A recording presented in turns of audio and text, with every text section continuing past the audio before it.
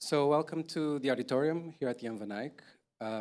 So the drill for now is, first we start with a lecture by cooking sections, and then it's followed by a round table with Reinier, who just presented before lunch, and will be moderated by Delia Hanna. So I will now give a very brief introduction of cooking sections, and you can find more information online with their full bio and full credits.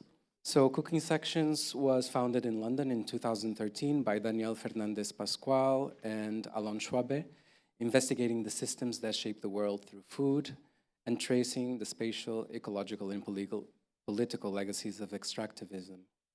So Alon and Daniel, who are here with us, are readers in architectural and spatial practice at the Royal College of Art in London, where they lead the long-term site-responsive project Climavore, which I believe we will hear about. So that's it for now. Daniel and Alon, the floor is yours.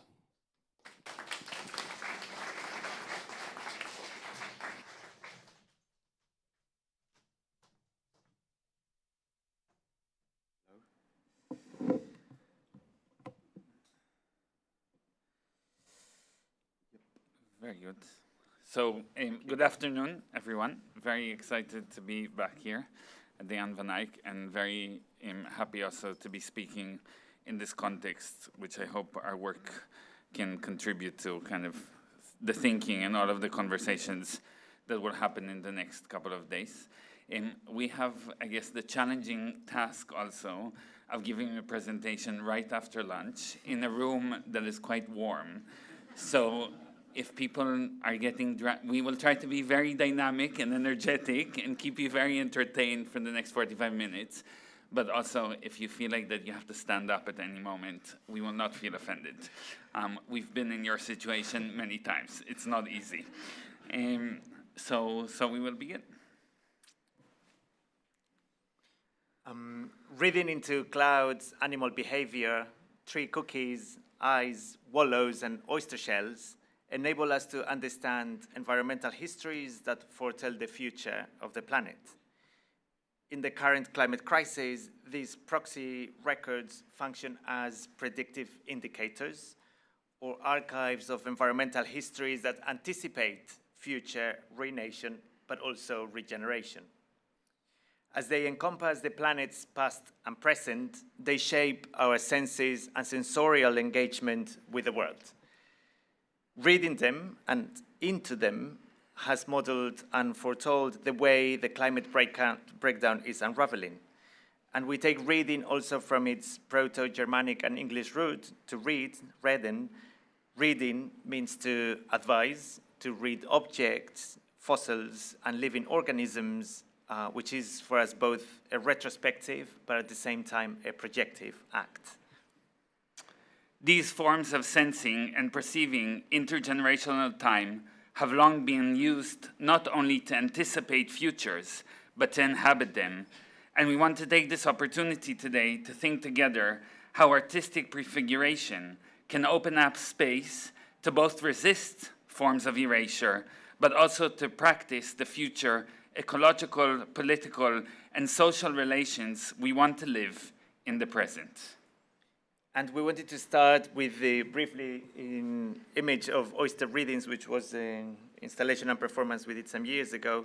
And it came from a conversation with an oysterman in Louisiana, in New Orleans, outside, when he was saying that he could read the coast with his hands by touching the oyster reefs underwater, which is the concession that his family had for generations.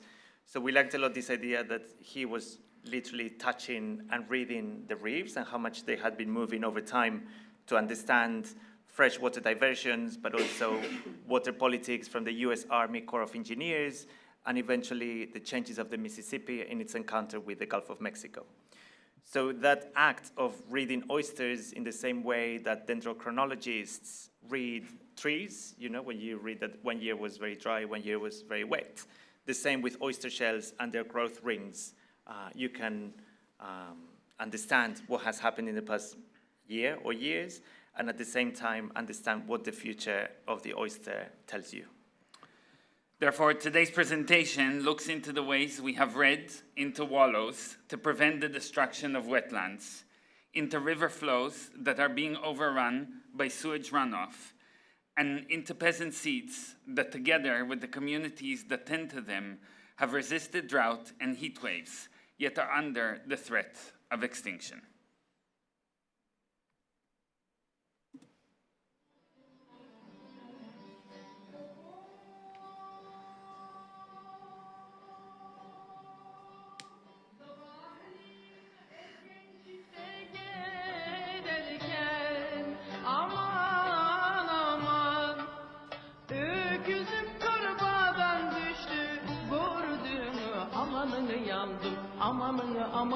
Amanını yandım. Tiridine suyuna da bandım. Bedava mı sandın para bidim aldım. Tiridine suyuna da bandım. Bedava mı sandın para bidim aldım.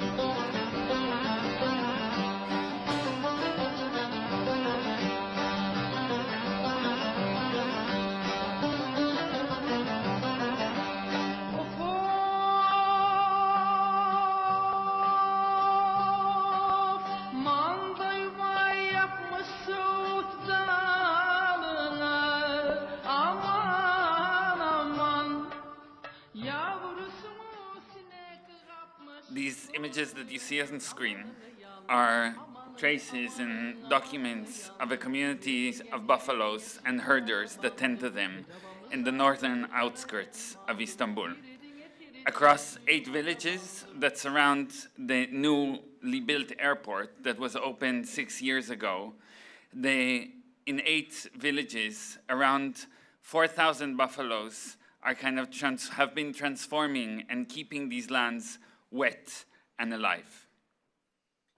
And this is one of the conditions that we've been looking at as the remnants of many decades of inhabitation, but also displacement and extractivism. Here you see images of how these wetlands outside the city of Istanbul that you see at the bottom, from depictions from Ottoman times, 16th, 17th centuries, already were trying to understand these very complex landscape of wallows, hills, rivers, water streams through a series of, back then, aqueducts outside Istanbul. But it is also a territory where Europe meets Asia, where the Black Sea meets the Marmara Sea, and also a very important flyway for migratory birds. On top of that, the Bosphorus Strait, which has been international waters since World War I, has also been now almost superseded by the plans for a mega shipping canal that were presented in 2013 to build a privatized waterway 4 times larger than the Panama Canal in the master plan that you see there, rightly across these wetlands. This canal that has not yet been built, but has been in planning for 15 years, is a speculative building practice or speculative infrastructural proposition. And what we mean and how it connects very much to what we're discussing here today, that it already prefigures the territory of the city and the region. Despite not one stone or one kind of canal or any ditch being dredged, it has completely transformed the whole area, changing the zoning, changing land prices, and basically pricing out a lot of people that were peasants, farmers, land workers, that today, as the city is kind of ferociously expanding further and further towards the Black Sea, all of this area is under very fast transformation. But the buffalo are still there, wallowing very happily, and they also create incredible ecologies in these landscapes that have been constantly shifting. Especially the mud ecologies that are generated through their hoofs and their relations to other species. And to wallow, this act of wallowing in the mud, for us is thinking of the act of wallowing also as means of disturbance, to disturb wet soil in order to kick up dust, to invite parasite-eating birds, to offer frogs a ride, or feed dung beetles. And that's also what buffalo do to stay cool and healthy and keep those surroundings alive. Organisms, as we know, are soil, and by getting dirty, what buffaloes are doing is nourishing a multi-species community that literally use muck while cohabiting, digesting, decomposing, cannibalizing, or caring for each other. Disruption of interconnected webs and processes results in unprecedented metabolic cascades. For humans, on the other hand, to wallow is to indulge in an unrestrained way, in grief, in joy, in pleasure, like uninhibited singing and dancing to a buffalo song. In the outskirts of Istanbul, wallowing allows us to resist displacement from canal digging. Wallowing, therefore, keeps wetness in place. Wallowing encourages humans to dig into the mud. Wallowing to sense why murky terrains are vital. Wallowing to coexist with rotting, decomposing systems. Wallowing to sink your hands and feet into the soil. Wallowing, in that case, is not just an ecological function here. It is a method, a strategy, a framework, a political tactic. These are the lands where the Istanbul airport was built recently, but they have gone through a tremendous wave of land terraforming and transformations, from mining for coal and peat and gravel and sand to the construction of 3 runways on these wetlands where the buffalo and the herders struggle to remain. But at the same time, all these processes that have completely mined and remined the wetlands have also terraformed it to a certain extent that now they're also being financialized through displacement and rezoning. It is also the home of the water buffalo, our dear friends, that have taken over just after being displaced over and over again from the city's expansion. And in that way, you can literally see how mines, exhausted, abandoned, very similarly to what we have here in Maastricht, are transformed by the buffalo into living ecosystems. How the trampling of their hooves, them digging with their horns, wallows, laying down into the mud, and then moving the creatures that stick into their fur into another space, the seeds that they carry with them as they move through the terrain, slowly expand this ecological network, basically regenerating exhausted lands and exhausted soils and exhausted terrain into a thriving ecosystem. And here you can see, how these multiple waves of displacement of the buffalo and the herders outside. What we've been doing through the project with the whole team of the Water Buffalo Commons is to understand how the construction of the airport has been draining the wetlands, but also how herders manage to keep these informal herding corridors alive through arrangements with the airport authority. And here you see in green the different informal pastures or the de facto pastures. And this is what for us was why we wanted to bring it today, because to a certain degree, even if the land is no longer grazing commons, that has been lost because of rezoning, the herders still manage to create commons by trespassing or by creating informal agreements. And that mobility and motion of both animals and herders that try to keep these pastoralist roots, in a way, keep everyone in place to a certain degree before total displacement. But at the same time is to think, what kind of tactics do we have to preserve a landscape and a practice and a group of animals and a group of residents, how to protect people from extinction and displacement when the rule of law or the political context does not allow. So conservation rules do not really apply. Buffalo reserves would be irrelevant. And this is where what we've been trying to think is through different cultural strategies, tactics, events, the politics of celebration of a landscape, how to keep these pastoralist movements alive. using wallowing, we have been observing kind of the long cultural tradition of the use of buffalo milk in the city of Istanbul and the importance of buffaloes to its culinary heritage and residents. This, you see images of two of these products.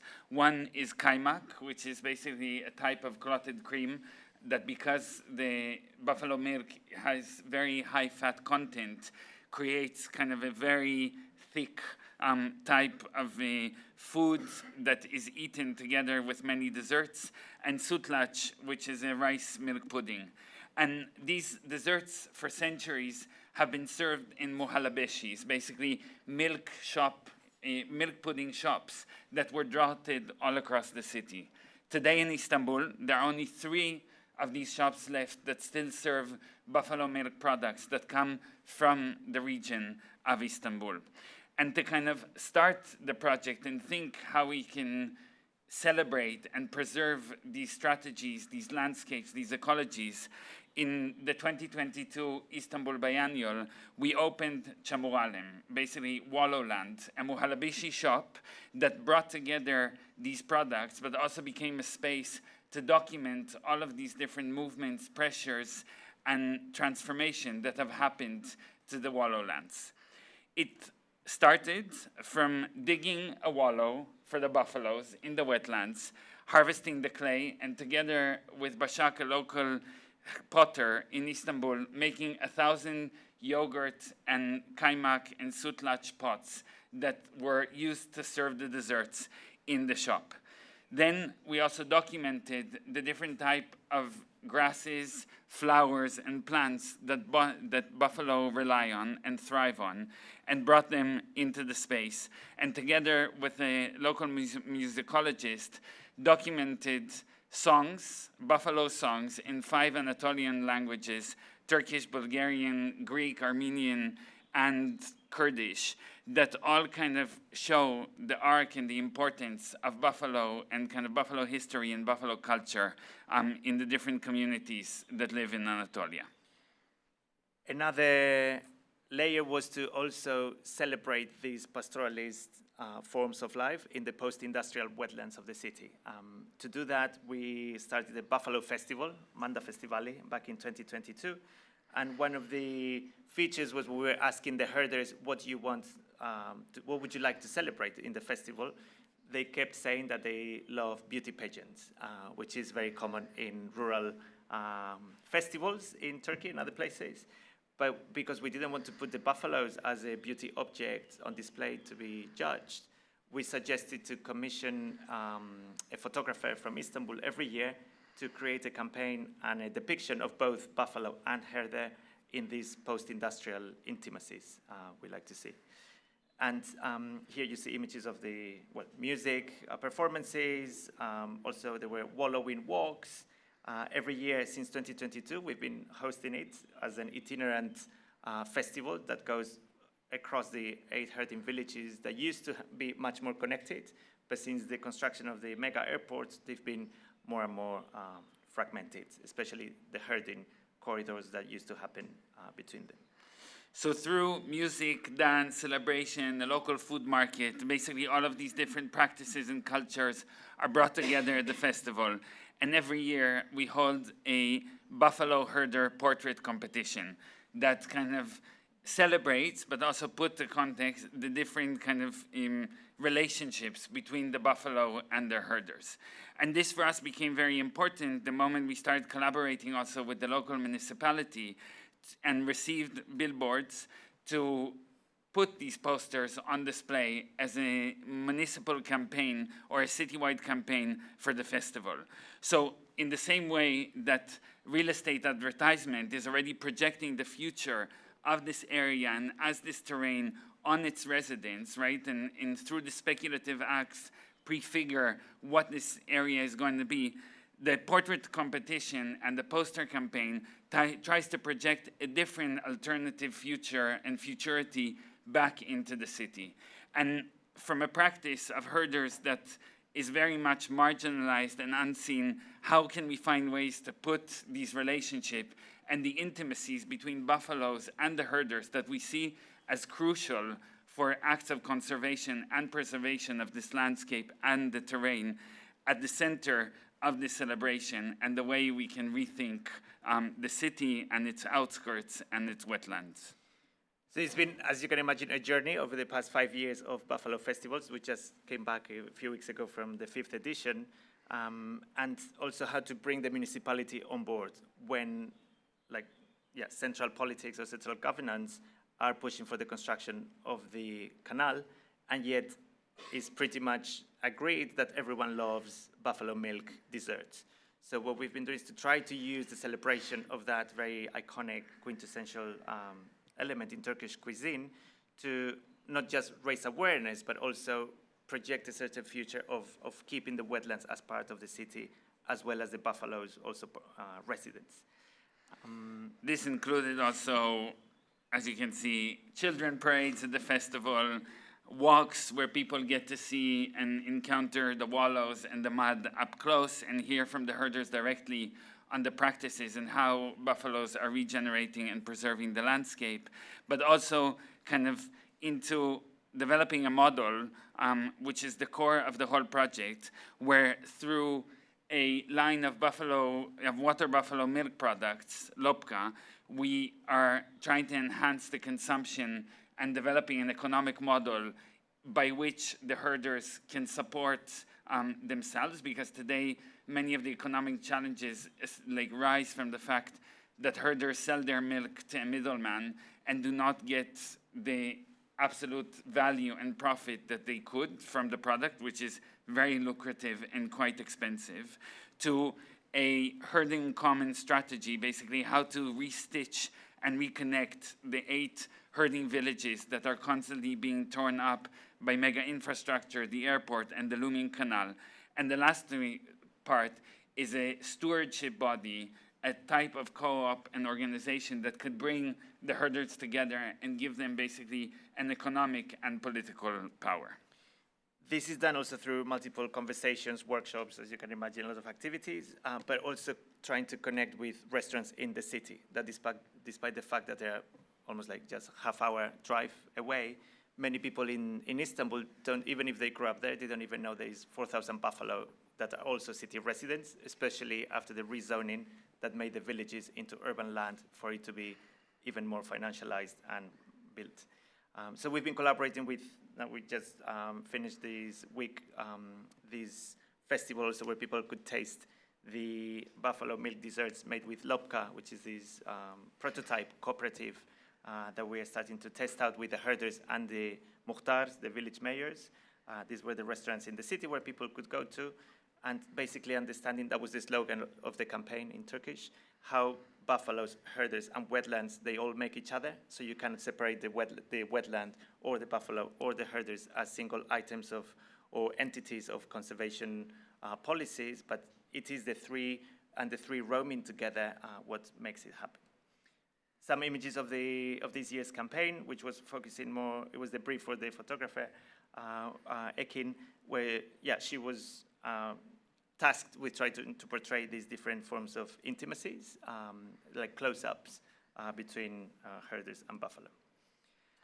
At the same time, what we realize is when, the rule of law might not necessarily apply, and the same with conservation policies or regulations, especially because the terrain is not natural enough, is not ancestral enough. A lot of the herders were displaced during the forced population exchange and resettlement programs between Turkey and Greece.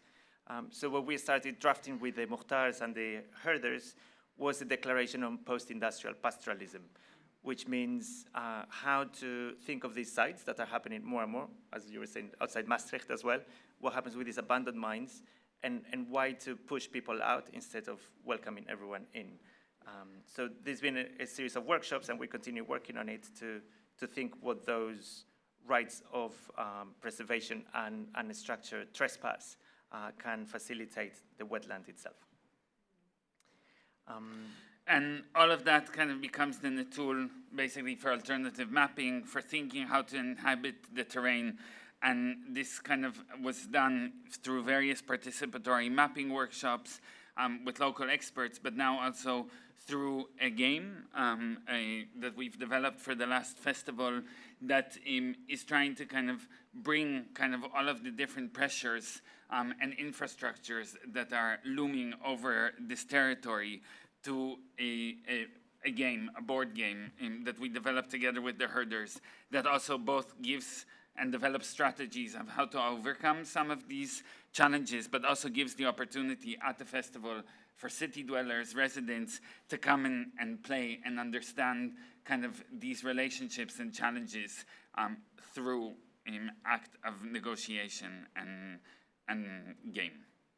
So through kind of all of these different tactics and strategies, we try to think here, and through many of our projects, how we inhabit post-industrial land, what that it means today that more and more of the terrains that we inhabit are not pristine, are not clean, and pollution is something that is kind of running through us, or perhaps we are even constantly running through pollution. And how do we think of our food practices, the way we grow food, the way we eat, as a strategy, as a prism, as a lens, to kind of navigate these spaces, transform them, and regenerate them. Part 2. Welcome to the Ministry of Sewers, which is the UK's first institution of its kind. And its mission is to understand decades, if not centuries, of sewage and how sewage eventually also literally brings us together. These are very famous images of the Thames Soup, the river in London, where all these bacteria have been having a lot of fun for a long time.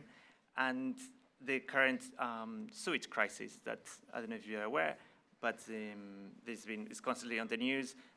There are a lot of beaches in the UK, especially south and southeast, where people cannot go for a swim. It's a red zone, red flag. And, the sewage crisis stems from the fact that the infrastructure, the sewage infrastructure, the water treating infrastructure in the UK is completely overrun and overburdened, and results in the fact that companies like Thames Water, through the process in many waves of privatization, are allowed today to dump basically any overflow of sewage through waterways, rivers, into the sea.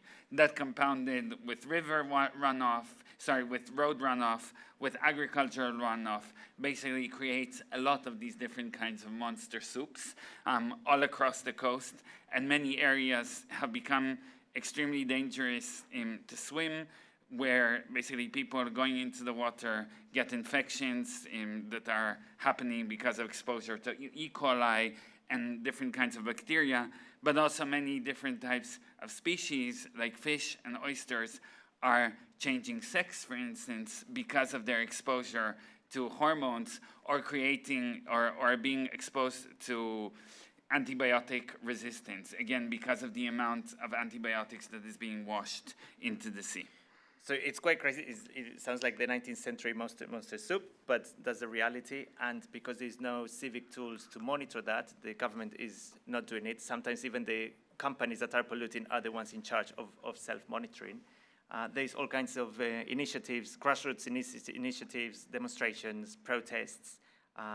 But one of which is the app from Surfers Against Sewage, which tries to at least map with the very DIY tools, at least where it's less toxic, or when can you go for a swim. We are focusing here on the southeast, in Kent, in the town of Folkestone, which was the commissioner of the project during the Folkestone Triennial last year. And what was interesting also is most of the beaches in Folkestone are no-go swim zones. But at the same time, it's one of the places in the UK where the management of the sewers started. And we like to go back to the origin of the word sewer as a water canal, that originally in this map of the marshes in Romney Marsh, it was meant to provide freshwater irrigation. So you would manage agricultural and fertile land through collectively managing irrigation. until today. You still have locks and canals that are very well kept. So it was paradoxically the site where the origins of the water commons began. At the same time, is one of the most polluted sites in the UK, where even lorries bringing raw sewage from other regions dump it at night, as many residents have been reporting. This, combined with the privatization of water services by Thatcher and neoliberalization of same services, led to some of the reasons that contributed to this collapse. Now, the coast, what is interesting also, this constant phenomena of flows. That is not only sewage being dumped and then recirculating, but also the coast itself keeps being all these lorries that are moving shingle up and down the coast year-round, trying to preserve a certain industry of the seaside as tourism, yet at the same time, people are recommended not to swim, which is leading to a lot of businesses, hospitality sector needing to shut, or many cancelled bookings.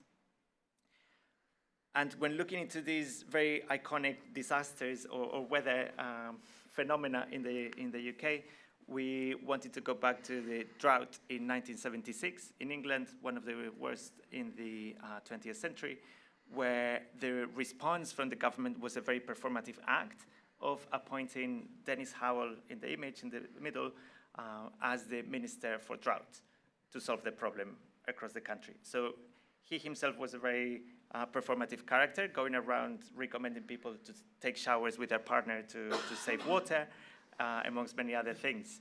But what we did is to take that history, because then after the drought that summer, he was reappointed. It started raining a lot. So he was reappointed as the Minister for Floods. And then it started snowing really a lot that winter, so he was the Minister for Snow as well. So in a time of a sewage crisis, we thought it would be very appropriate, urgent, and needed to open the Ministry of Sewers. We started a campaign in the city of Folkestone, basically hanging these posters all around the town, asking residents to fill up an online form where they have been exposed, whether they have been exposed to any sewage incidents, whether sewage runoff has affected their health, their family's health, or whether in some instances they had any effect on their businesses because of booking cancellations to their hotel, to their swimming class lessons, or any other kind of seaside activity. And at the same time, started looking back into the spaces of complaint and kind of into the history of filing complaints by citizens across Europe in different kind of legal tradition. And use that place basically to start gather evidence from local residents in order to build the Ministry of Sewer. The identity comes from a very rich history of coats of arms, but twisting the crown into shower heads, the monster soup coming into the logo. And we opened it for 100 days. These were the opening hours in the former Customs House of Folkestone, as a civic platform that brought together these different grassroots initiatives, protests, campaigns into a single space. So it was almost like a parafictional space where it was a real ministry. You could book an appointment one-on-one with your minister. We hired 7 different ministers, one for each day of the week, from different parts of the coast of Folkestone and surroundings. And it started also accumulating a visual archive of sewage and sewers, but also from the agricultural sewer all the way to the financialized raw sewage crisis. And people could also bring items, banners, things, photographs, evidence that they thought was relevant to include. These are images from the installation from last summer. But more importantly were the ministers.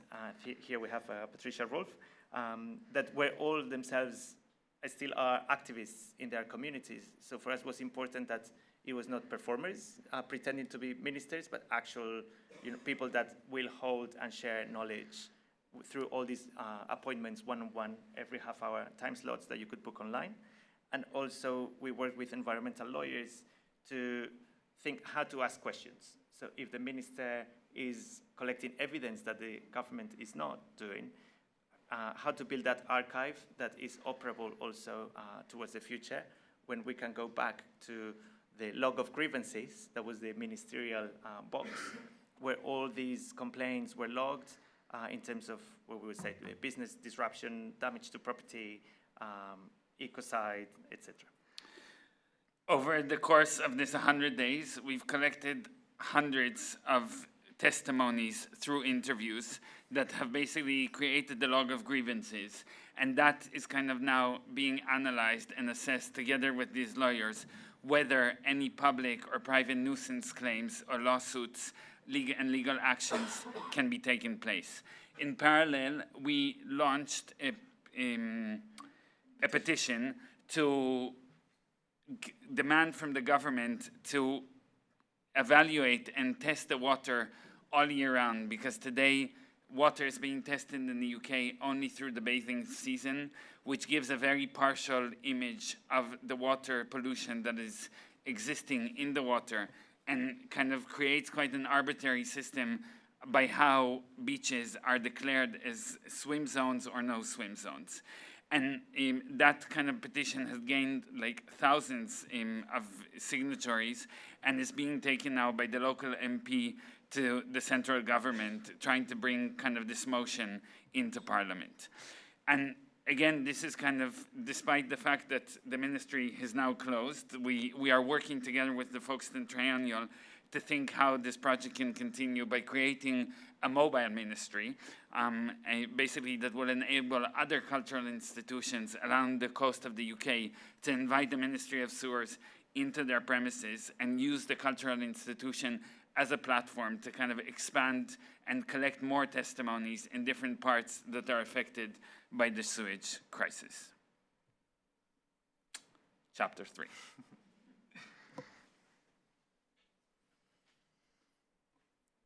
We're moving now to the south of Italy, and this will, I think, we think will connect with the presentation by Renier this morning in terms of the whole legal struggles around seeds. We've been working for several years now in the regions of Sicily and Puglia, trying to understand what does it mean, what does this drought resilience mean, and what forms of resistance to agro-industry are happening there and why. We can start with the story of the Pomodoro di Aradeo, which is a very specific variety of a drought tomato that it was selected over many generations. Here we see Cooperativa Caradrà.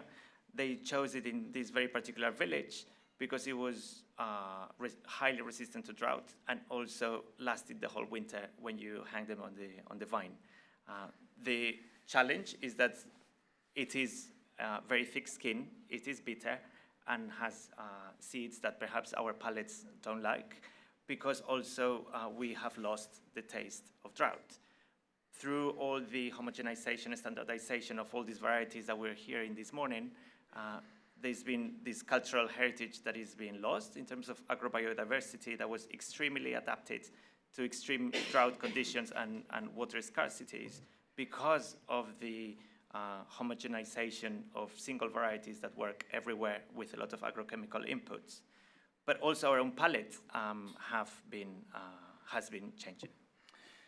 It is very important kind of to acknowledge this transformation and to understand that through our perspective, the way the market kind of in the food market and what we eat today is not just by public demand or what our palates want, but how agro-industry have been continuously over the last century reshaping our desires and our kind of relationship to food. And in Italy, in particularly, a country that has one of the largest agrobiodiversity in the world, food is very often tied to a very specific origin. So you have, in the case of Puglia and Sicily, villages that one in a distance of a few kilometers from each other tend or grow very different types of zucchinis, right? And they would be very kind of through practices of cultivation over many, many years, they have been protecting, developing, kind of in safeguarding this genomic variety in the seeds. And also through the work with the now almost 45 agroecological cooperatives and social cooperatives that are growing food, but also have a political project in the region, what we've been learning also is how these varieties perform much better, as you can see here, same time of the year, in the case of this particular type of grain, that despite the heat was still green when all the other industrial varieties were yellowing and dying.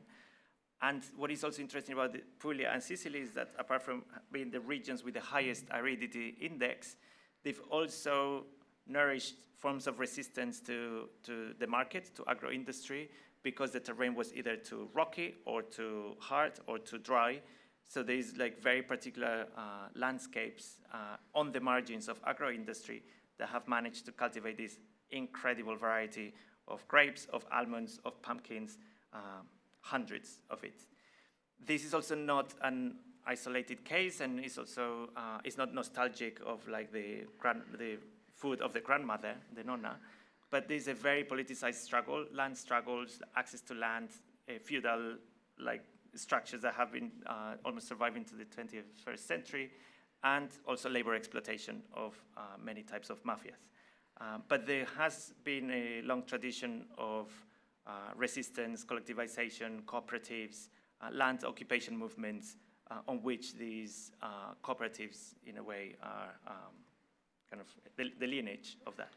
3 years ago, we brought together 250 farmers, museum directors, curators, artists, lawyers, policy experts, and politicians to the Climavore Assembly in Rome, a space where we basically were asking together what are the connections today, or how the connection, the inherent connection between agriculture and culture has been completely broken down.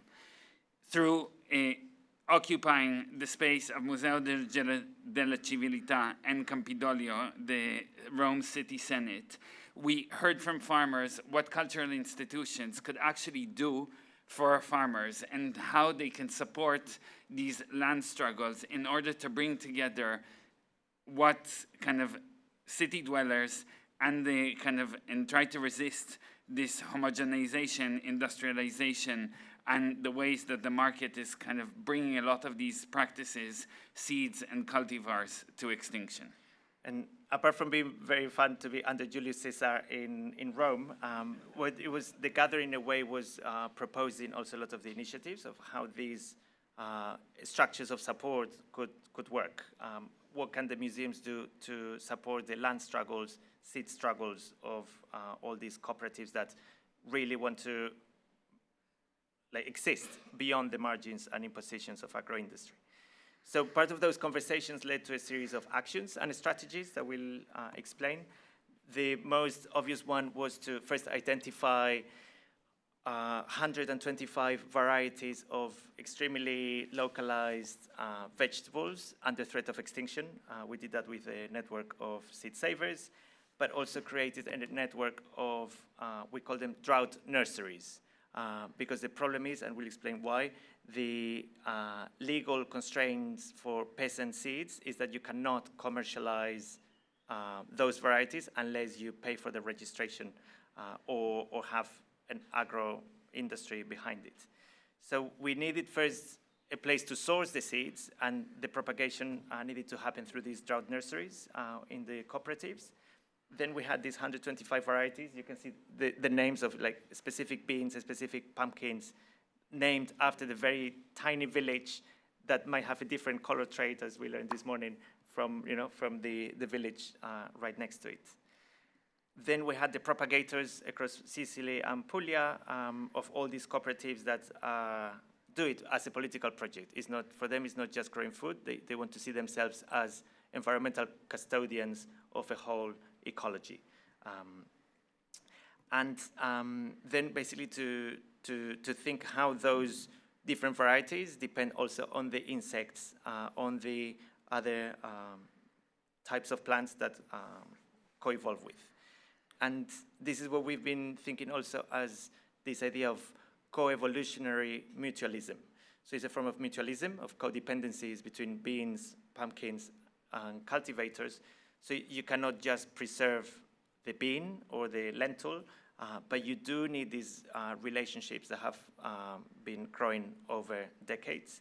So it's, again, like what we were saying before, between the buffaloes, the herders, and the wetlands, that they make each other. The same with these, the vegetables, the farmers, and this dry terrain. They have all been co-evolving with people, climates, and soil. To get over the main challenge that, as we heard this morning, today in Europe, if seeds are not registered, basically farmers cannot commercialize the products. We developed a collaboration with Museo della Civiltà, where we asked the asked the farmers basically to develop, to start cultivating these seeds. But to do that, all these like legal limitations, as many of which we heard this morning, we don't need to go into details now, we can do a Q&A, how to bypass all these legislations in Italy and EU that do not allow people to cultivate these ancestral varieties, to commercialize these varieties. So you can do it as a hobby, you can exchange seeds as a hobby, but you cannot sell the pumpkins under the name of that particular village. And that's what this agreement for us with the Museo della Civiltà under the Ministry of Culture, the Italian Ministry of Culture, allowed is to create a legal framework to propagate the seeds for cultural purposes, meaning that because it was an artwork, there was the skill of a museum to create a provenance in the same way that they do for archaeological artifacts, so to do that for cultural purposes. And we know that these museums have a very controversial legacy of colonialism, extractivism, stealing artifacts from all over the world. And yet there are also institutions that have the powers to sign a letter for the farmers to propagate seeds and do something that is under the auspices of the Minister of Culture, but the Ministry of Agriculture might not allow. We, in this process, created this map that basically shows the 125 seeds, where their origins and kind of which farms have been growing them and to which farms they have gone. And that map every year is kind of growing and created and kind of basically connecting these or strengthening the connections and following also the traits as these seeds and breeds are kind of co-evolving, mutating, and changing over time. And the last part is that through an installation that we made for the museum, we created a seed repository, and where the seeds basically at the end of every growing season around November are collected from all the farmers. They are being sent into the museum. They get registered under the museum collection because this work is part of the museum collection. And as we signed in the protocol with the museum when the work was acquired, after 2 months, the seeds have to be sent back to the farmers to be grown in the soil.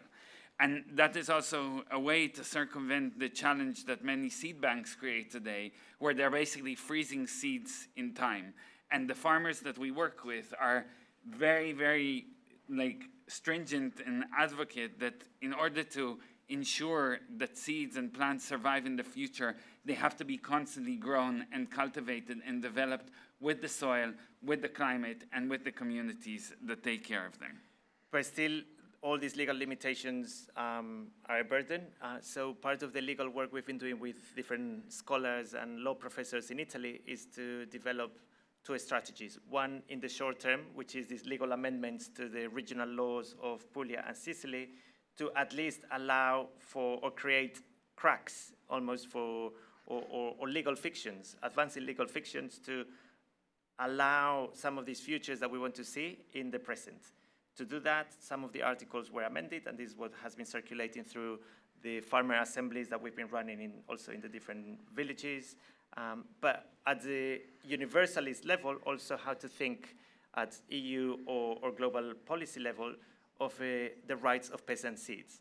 So there are many frameworks that encourage and allow farmers to propagate their seeds, but also there are other frameworks that prevent them from actually sourcing them from a nursery. So there's this paradox that you're supposed to be doing that, but the agro-industry lobby has blocked the possibility to actually do it. So there is the rights to seeds, the rights of farmers to seeds, but there is no rights of seeds in themselves to be co-evolving with people and soils. So this is what we are trying now to circulate through different signatories, and we just launched this last month in Rome for people to adhere to this and expand the legalities of these unregistered seed frameworks.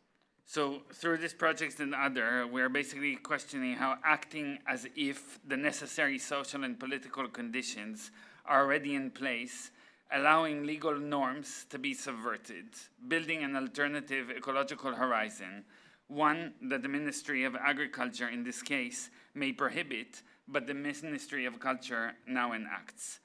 And through this activation of the museum and the prefigurative agency of seeds of state agricultural regulations are subverted through cultural tactics, opening pathways for multiple species to flourish under extreme weather conditions. And we'll leave it there. Thank you.